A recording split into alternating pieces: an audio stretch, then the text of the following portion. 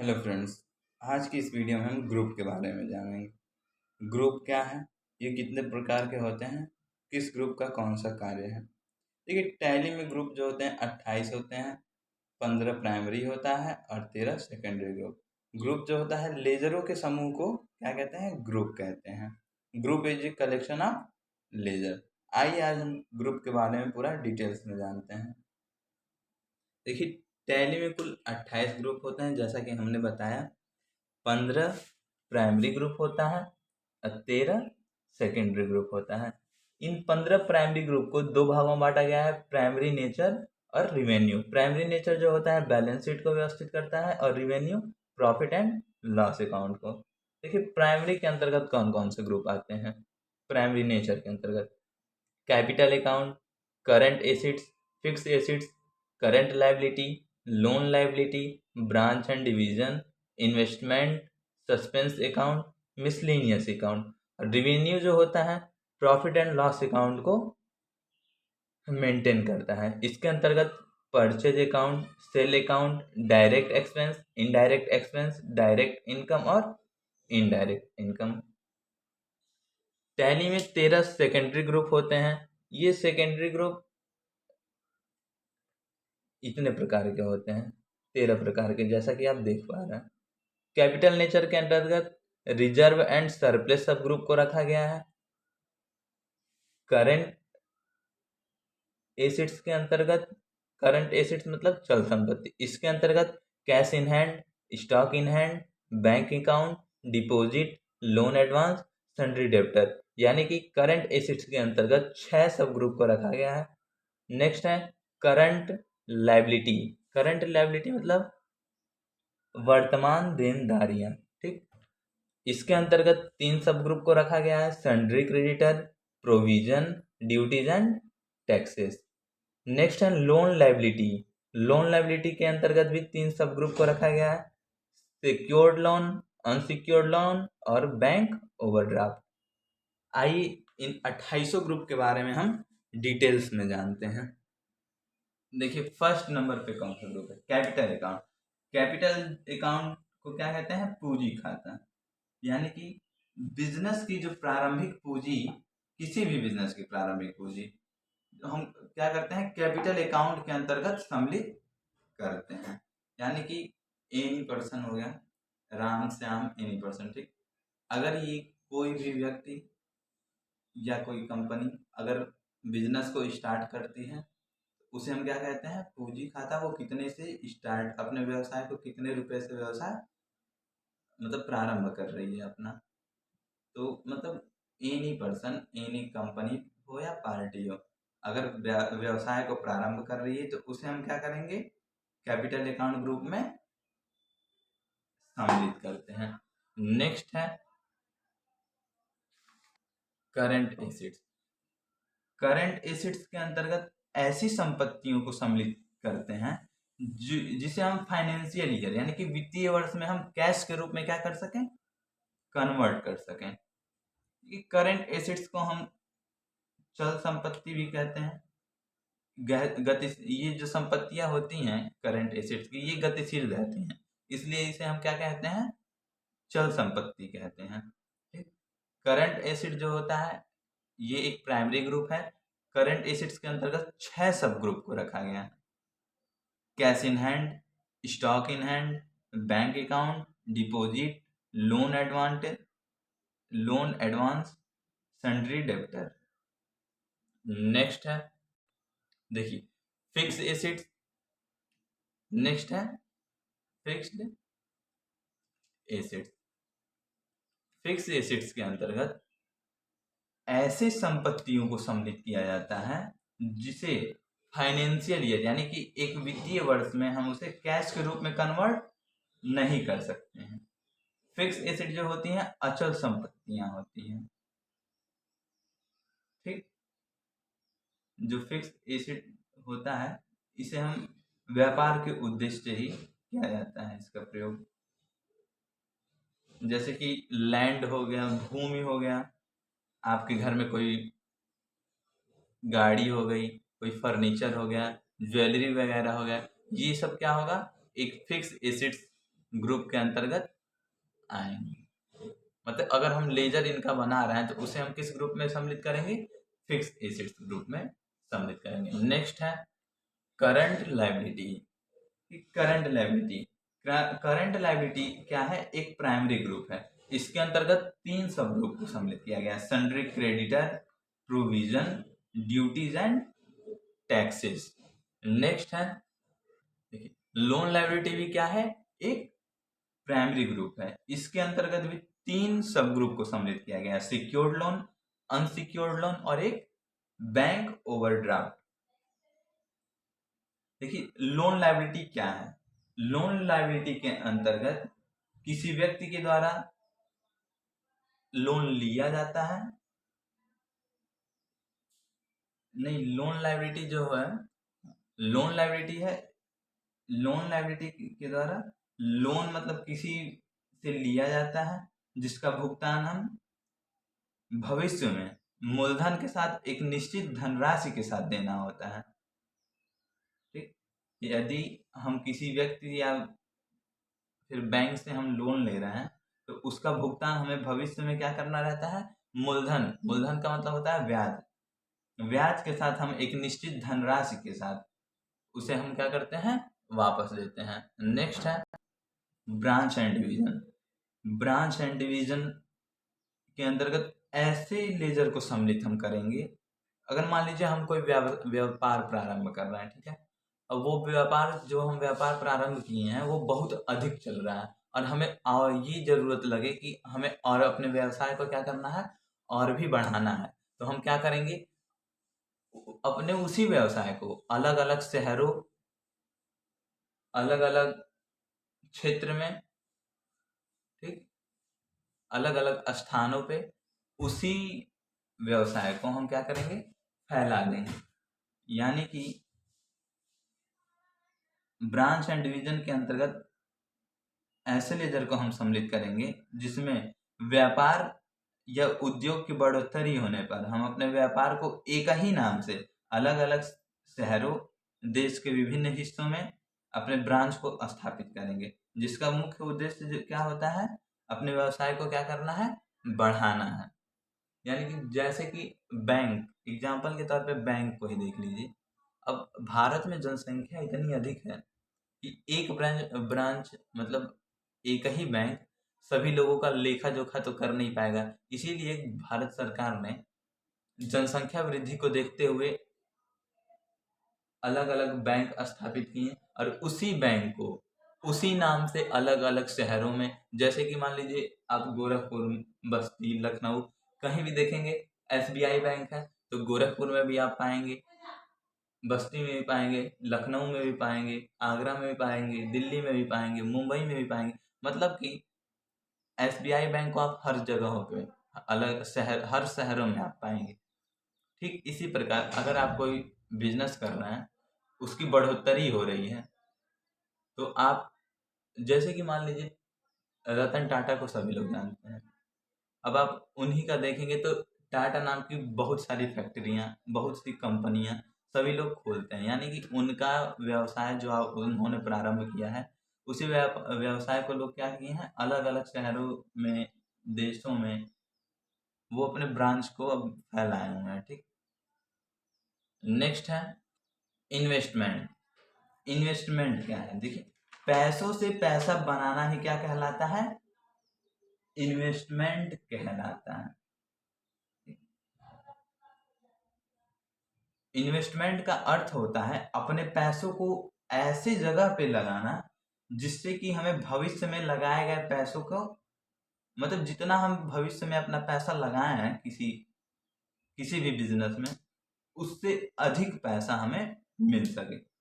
उदाहरण के लिए मान लीजिए आप किसी कंपनी का शेयर 1 लाख रुपए में, किसी कंपनी के शेयर में आप क्या किए हैं? 1 लाख रुपए इन्वेस्ट किए हैं। 2-4 साल बाद उसका शेयर बढ़ के क्या हुआ? 2 लाख रुपए हो गया। ठीक, आपने 1 ही लाख उसमें इन्वेस्ट किया, लेकिन वो उसका जो शेयर है वो 2-4 साल बाद क्या हुआ? बढ़ के 2 लाख रुपए हो गए। तो आप एक मतलब 2 लाख हुआ है तो आप कहेंगे 1 लाख के इन्वेस्टमेंट पर 1 लाख का लाभ मिला। या अगर हम परसेंटेज में देखें तो हमें 50% की वृद्धि हुई, 50 नहीं 100% की वृद्धि हुई। ठीक। नेक्स्ट है, देखिए नेक्स्ट है सस्पेंस अकाउंट। सस्पेंस अकाउंट क्या है? देखिए सस्पेंस अकाउंट के अंतर्गत ऐसे लेजर को हम सम्मिलित करेंगे जो डाउटफुल ट्रांजैक्शन, मतलब कि अगर हमारे सामने ऐसे प्रश्न आ जाते हैं जो हमें समझ में ही नहीं आए कि हम इस लेजर को किस ग्रुप में सम्मिलित करें, तो हम क्या करेंगे, सस्पेंस अकाउंट में क्या कर देंगे, डाल देंगे। ठीक है। नेक्स्ट है, मिसलेनियस एक्सपेंसेस, यानी कि विविध प्रकार के खर्च, स्वयं पर होने वाले विविध प्रकार के खर्च। इसके अंतर्गत हम ऐसे लेजर को सम्मिलित करेंगे जो स्वयं पर होने वाले खर्च वहन करते हैं। मान लीजिए हम मार्केट में निकलते हैं, ठीक, चाय कॉफी समोसा, या दोस्तों के साथ हमने क्या किया, पार्टी में खर्च हो गया, तो ये क्या हो गया, हमारे ऊपर ही पैसे खर्च हो रहे हैं। तो ऐसे लेजर को हम क्या करेंगे, मिसलिनियस एक्सपेंस, यानी कि विविध खर्च, स्वयं पर होने वाले खर्च के ऊपर हम क्या करेंगे, ऐसे लेजर को हम मिसलिनियस एक्सपेंस ग्रुप में सम्मिलित कर देंगे। नेक्स्ट है, परचेज अकाउंट। देखिए परचेज अकाउंट के अंतर्गत परचेज से संबंधित लेजर सम्मिलित करेंगे।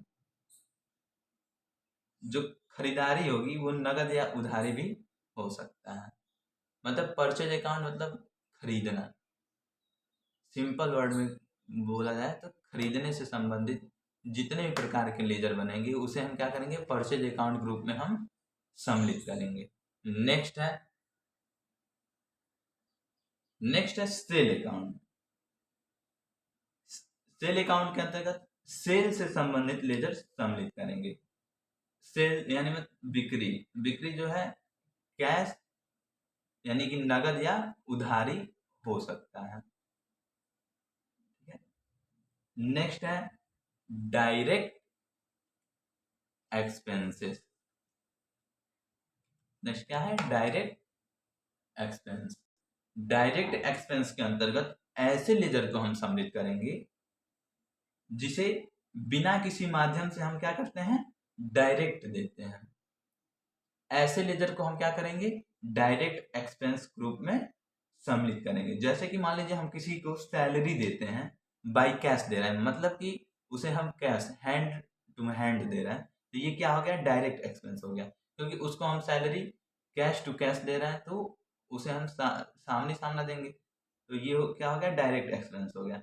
रेंट का अगर हम भाड़ा किसी को पेड कर रहे हैं, बाई कैश दे रहे हैं, तो ये क्या हो गया, डायरेक्ट एक्सपेंस हो गया।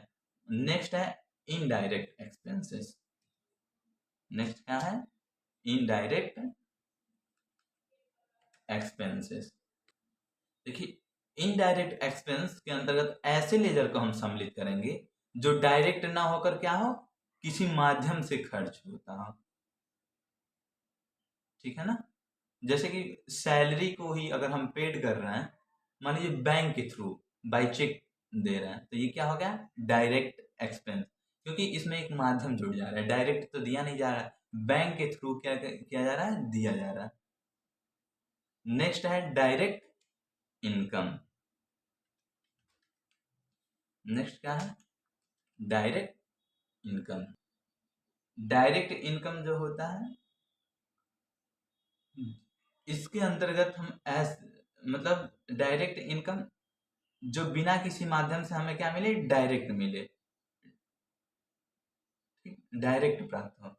ऐसे लेजर को मान लीजिए डायरेक्ट इनकम के अंतर्गत हम ऐसे लेजर को सम्मिलित करेंगे जो बिना किसी माध्यम के क्या हो, डायरेक्ट इनकम हो हमारा। जैसे सैलरी को हम अगर रिसीव कर रहे हैं बाय चेक, तो ये क्या हो गया, उससे हम सैलरी रिसीव कर रहे हैं यानी प्राप्त कर रहे हैं, तो हमारे पास क्या होगा, इनकम आएगा, तो ये किस ग्रुप में जाएगा, डायरेक्ट इनकम।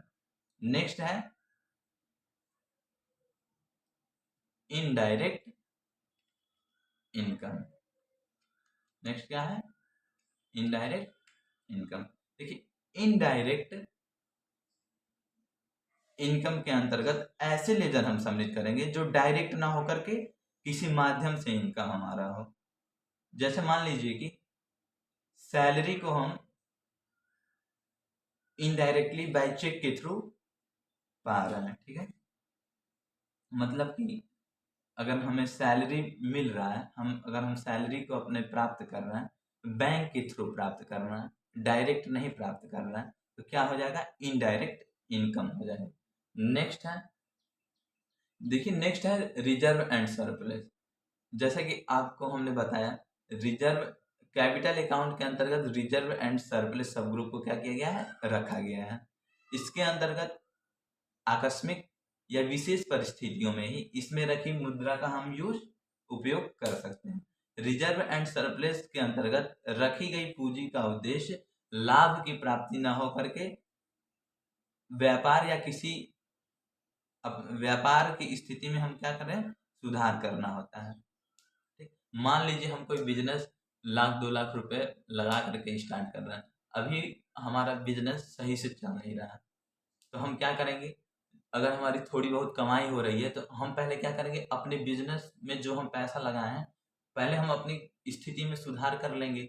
उसके बाद से जो पैसा हमारा बच रहा है उसे हम क्या करेंगे, इकट्ठा करके जमा करेंगे, ताकि भविष्य में आने वाले आपात स्थितियों यानी आकस्मिक स्थितियों में रखी गई मुद्रा का हम उपयोग कर सकते हैं। ठीक है, रखी गई मुद्रा का यूज हम कर सकें। नेक्स्ट है, देखिए कैश इन हैंड के अंतर्गत हम नगद लेन देन से संबंधित कार्य करते हैं, यानी कि cash in hand current assets का क्या है, एक सब ग्रुप है। इसके अंतर्गत हम क्या करेंगे, नगद लेन देन से संबंधित कार्य करेंगे। देखिए टैली में कैश का लेजर नहीं बनाना पड़ता है, कैश का और प्रॉफिट एंड लॉस अकाउंट का। ठीक, ये दोनों लेजर बाय डिफॉल्ट हमारे टैली में बने रहते हैं। नेक्स्ट है stock in hand. Stock in hand क्या है, ऐसी चल संपत्ति, ठीक, ऐसी चल संपत्ति जो वास्तविक रूप से क्या हो, मार्केट में उपलब्ध हो, ऐसे लेजर को हम क्या करेंगे, स्टॉक इन हैंड ग्रुप के अंतर्गत सम्मिलित करते हैं। ठीक है, नेक्स्ट है बैंक अकाउंट। देखिए बैंक अकाउंट क्या है, आप सभी को बैंक से ही क्लियर है। बैंक को जितने भी प्रकार के बैंक है, SBI हो गया, PNB हो गया, एक्सिस बैंक हो गया, यूनियन बैंक हो गया, ये सारे बैंक जो हैं क्या होंगे, बैंक अकाउंट ग्रुप के अंतर्गत ही जाएंगे। यानी कि बैंकों से संबंधित लेजर को हम क्या करेंगे, बैंक अकाउंट के ग्रुप में हम सम्मिलित करेंगे।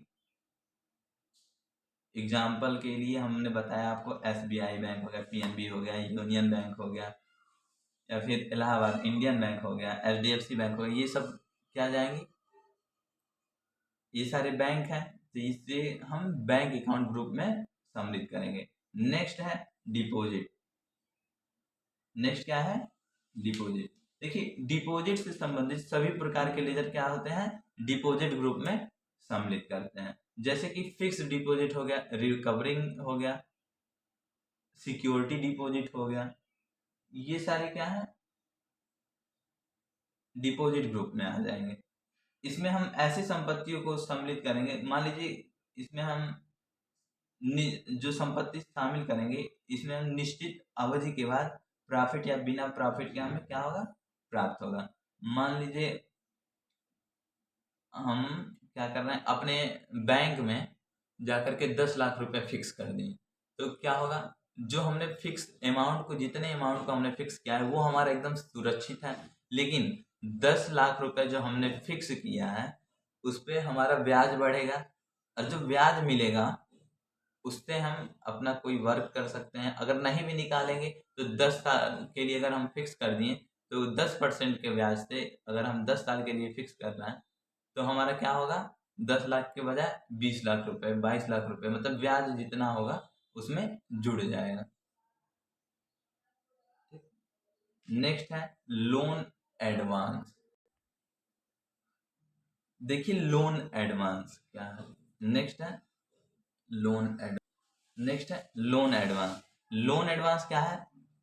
सब ग्रुप के अंतर्गत रखे सभी लेजर, ठीक। लोन एडवांस सब ग्रुप के अंतर्गत वे सभी हम लेजर, ऐसे लेजर को हम सम्मिलित करते हैं जो किसी निश्चित समय या अवधि के बाद ब्याज, बिना ब्याज के क्या हो, वापस होता हो। इसमें किसी व्यक्ति विशेष के द्वारा किसी को लोन दिया जाता है या किसी व्यक्ति के द्वारा हमें लोन मिलता है, यानी कि किसी व्यक्ति के द्वारा लोन दिया जाता है या किसी व्यक्ति के द्वारा हम लोन लेते हैं। नेक्स्ट है सन्ड्री डेबिटर। नेक्स्ट क्या है? Sundry debtor. सन्ड्री डेबिटर देखिए, उधार की शर्त पर, मतलब मान लीजिए कोई व्यक्ति है, वो उधारी सामान खरीद रहा है, तो उस व्यक्ति को, व्यक्ति हो या कोई पार्टी हो या फिर कोई कंपनी हो, तो ऐसे व्यक्ति को हम क्या करेंगे, सन्ड्री डेबिटर ग्रुप में हम शामिल करेंगे। यानी कि उधार की शर्त पर सामान को खरीदने वाला पार्टी हो, कंपनी हो, एनी व्यक्ति हो, मतलब कोई व्यक्ति हो, ऐसे व्यक्ति को, पार्टी को या कंपनी को हम क्या करेंगे, सन्ड्री डेबिटर ग्रुप में हम सम्मिलित करेंगे। देखिए, उधार की शर्त पर सामान को देने वाला पैसे के मामले में क्या होगा, सदैव प्राप्त करता होगा। अगर हम किसी को सामान दे रहे हैं उधार की शर्त पे कि हाँ, अगर कोई व्यक्ति हमसे उधार ले रहा है तो हम उससे क्या करेंगे, पैसा प्राप्त करेंगे। और जो लेने वाला होता है वो क्या होता है, दाता होता है। मान लीजिए हम कोई पैसा अगर ले रहे हैं तो उसे हम पैसे के बदले में क्या करेंगे, सामान को देते हैं। नेक्स्ट है, देखिए, सन्ड्री डेबिटर का ही उल्टा सन्ड्री क्रेडिटर होता है, ठीक। इसमें सन्ड्री डेबिटर में उधारी अगर कोई पार्टी, कंपनी हो, उस सामान को खरीदता है, लेकिन सन्ड्री क्रेडिटर में इसका उल्टा होता है। सन्ड्री क्रेडिटर में कोई पार्टी हो, कोई कंपनी हो या फिर कोई व्यक्ति हो, इसके द्वारा सामान को क्या करेंगे, जो उधारी शर्त पर सामान को बेचते हैं, ऐसे लेजर को हम क्या करेंगे, सन्ड्री क्रेडिटर ग्रुप में हम शामिल करेंगे। इसमें उधार की शर्त पर जो सामान लेने वाला होता है वो क्या होता है, पैसे के मामले में गिवर होता है। मान लीजिए कोई हमसे उधारी सामान ले रहा है, ठीक है, तो वो क्या करेगा, हमें पैसा देगा, तो वो क्या होगा, गिवर होगा। और अगर सामान देने वाला पैसे के मामले में क्या होगा, सदैव रिसीवर होगा। यानी कि अगर हम सामान उसे दे रहे हैं तो उससे हम क्या करेंगे, पैसा को रिसीव करेंगे। वो हमसे सामान ले रहा है तो उससे हम पैसा क्या करेंगे, रिसीव करेंगे, ठीक है। नेक्स्ट है प्रोविजन। प्रोविजन मतलब होता है प्रावधान। नेक्स्ट क्या है, प्रोविजन। प्रोविजन मतलब होता है प्रावधान। प्रोविजन के अंतर्गत ऐसे लेजर को हम सम्मिलित करते हैं जिसमें खर्चे न्यू फाइनेंशियल ईयर में दिए जाते हैं लेकिन दर्शाए क्या जाते हैं, ओल्ड फाइनेंशियल ईयर में। जैसे मान लीजिए सैलरी हो गया, कोई व्यक्ति किसी कंपनी में वर्क कर रहा है, ठीक, उसने एक महीने काम किया। मान लीजिए उसने एक मार्च के महीने में उसने एक महीने काम किया, ठीक। तो उसकी जो सैलरी प्राप्त होगी अगले महीने में प्राप्त होगी। सभी लोग जानते हैं जब महीना पूरा होता है उसके बाद ही सैलरी मिलती है सबको, ठीक। 31 मार्च तक ओल्ड फाइनेंशियल ईयर होता है, लेकिन जैसे ही 1 अप्रैल में हम जाते हैं, भारत में फाइनेंशियल ईयर क्या होता है, 1 अप्रैल से ही चालू हो जाता है। मान लीजिए उसने मार्च के महीने में काम किया, उसकी सैलरी 15,000 रुपये है। उसने क्या किया, मान लीजिए 5,000 रुपये अपने पढ़ाई पे दे दिया, 1,000 रुपये गैस पे दे दिया, 3,000 रुपये उसने रेंट पे दे दिया, उसका भाड़ा हो गया रूम का, ठीक। खाने पीने पे उसने 2,000 खर्च कर दिया, मतलब कि 15,000 उसने सैलरी पाई, अपने ऊपर 10-12 हज़ार रुपये खर्च कर दिए। उसके बाद उसके पास कितना बचा, 3,000 रुपये बचा। वही 3,000 वो बचा करके इकट्ठा करता है, वही क्या कहलाता है, प्रोविजन। मतलब कि उसने खर्चे होने के बाद जो पैसे बचा कर रखते हैं, कोई व्यक्ति हो गया, मतलब खर्चे होने के बाद जितना पैसा बचा के रख लिया वही क्या कहलाएगा, प्रोविजन कहलाएगा। नेक्स्ट है duties and taxes. Duties and tax से संबंधित ऐसे लेजर को हम सम्मिलित करेंगे इसमें जो किसी टैक्स से संबंधित हो, यानी कि हम किसी भी प्रकार का टैक्स का लेजर बनाएंगे उसे हम क्या करेंगे, ड्यूटीज एंड टैक्स के अंतर्गत सम्मिलित करें। मान लीजिए सेल टैक्स हो गया, इनकम टैक्स हो गया, वैल्यू एडेड टैक्स हो गया, सेंट्रल सेल टैक्स हो गया, गुड्स एंड सर्विस टैक्स हो गया, जीएसटी हो गया, वही मतलब GST goods and service tax. ये सारे क्या है, एक प्रकार के टैक्स हैं। तो ऐसे टैक्स को हम क्या करेंगे, ड्यूटीज एंड टैक्स ग्रुप में हम सम्मिलित करेंगे। नेक्स्ट है, देखिए नेक्स्ट है सिक्योर्ड लोन। सिक्योर्ड लोन क्या है? सिक्योर्ड लोन के अंतर्गत ऐसे लेजर को हम सम्मिलित करेंगे जो ऐसे लोन को हम सम्मिलित करेंगे जो सिक्योरिटी के बेस पे हो। ठीक, इसमें मान लीजिए हम किसी बैंक से या किसी सिक्योर्ड लोन जो होता है बैंक के द्वारा या फिर किसी फाइनेंशियल कंपनी के द्वारा ही हमें लोन मिलता है। मान लीजिए हम बैंक से लेते हैं लोन, तो हम क्या करेंगे, अपने घर के या किसी जमीन के डॉक्यूमेंट को हम क्या करेंगे, वहां पे बंधक रखते हैं, तब जा करके बैंक क्या करेगा, हमें लोन देता है। यानी कि सिक्योरिटी के बेस पे होता है ये। सिक्योर लोन जो होता है लीगल होता है। ठीक, सिक्योर लोन क्या होता है, लीगल होता है। ये बैंक के द्वारा या किसी फाइनेंशियल कंपनी के द्वारा ही दिया जाता है। अनसिक्योर्ड लोन, अनसिक्योर्ड लोन में आपको कोई डॉक्यूमेंट बंधक नहीं रखना पड़ता है। ठीक, ये इलीगल होता है। ठीक, ये लीगल नहीं होता है। इसमें सिक्योरिटी के बेस पे आप जमीन के कागजात वगैरह कुछ नहीं रखते हैं, ठीक है ना। इसके द्वारा किसी व्यक्ति, मान लीजिए आप गांव में, गांव का जो मुखिया है उससे आप पैसे क्या कर रहे हैं, लोन पे आप इतने टके के ब्याज पे आप लोन ले रहे हैं, ठीक है। आपको एक निश्चित समय दे देगा गांव का मुखिया कि आप इतने समय में मेरा जितना आपने पैसा लिया है आप हमें वापस करिए। अगर आप उतने टाइम के अंदर पैसा नहीं दे पाते हैं, ठीक, तो गांव का मुखिया क्या करेगा, आपके घर के सामान को क्या करेगा, जब्त कर लेगा, जब तक कि आप उसे, आप आपके घर के सामान को क्या करेगा, जब्त कर लेगा, जब तक आप पैसा नहीं देंगे वो आपके सामान को नहीं छोड़ेगा। नेक्स्ट है बैंक ओवरड्राफ्ट। नेक्स्ट क्या है, बैंक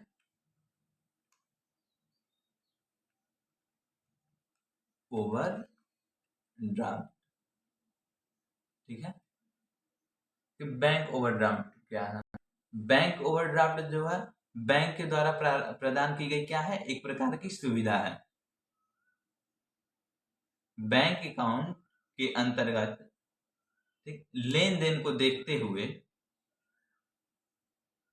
ठीक, बैंक अकाउंट के अंतर्गत आपके अकाउंट के लेन देन को देखते हुए अकाउंट बैलेंस से अधिक की धनराशि का भुगतान बैंक के द्वारा दिया जाता है, जिसे एक निश्चित समय में जमा करना होता है। अगर एक निश्चित समय के लिए